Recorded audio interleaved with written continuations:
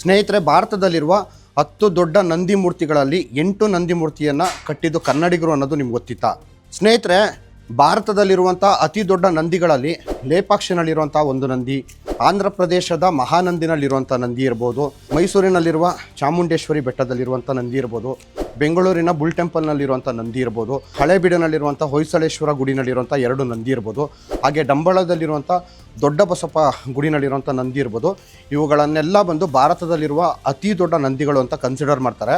ತಮಿಳುನಾಡಿನ ತಂಜಾವೂರಿನಲ್ಲಿ ಸೇವಪ್ಪ ನಾಯಕ ಕಟ್ಟಿರುವಂತಹ ನಂದಿ ಇರ್ಬೋದು, ತಿರುವಣ್ಣಾಮಲೈನಲ್ಲಿರುವಂತಹ ಅರುಣಾಚಲೇಶ್ವರ ಗುಡಿ ಮುಂದೆ ನಿಂತಿರೋ ನಂದಿ ಇರ್ಬೋದು, ಇವೆಲ್ಲ ಕನ್ನಡಿಗರು ಕಟ್ಟಿರೋದು. ಹಾಗಾಗಿ ಭಾರತದಲ್ಲಿರುವ 10 ದೊಡ್ಡ ನಂದಿ ಮೂರ್ತಿಗಳಲ್ಲಿ 8 ಕನ್ನಡಿಗರು ಕಟ್ಟಿರೋದು. ಇದೊಂದು ತುಂಬ ವಿಶಿಷ್ಟವಾದ ಸಾಧನೆ.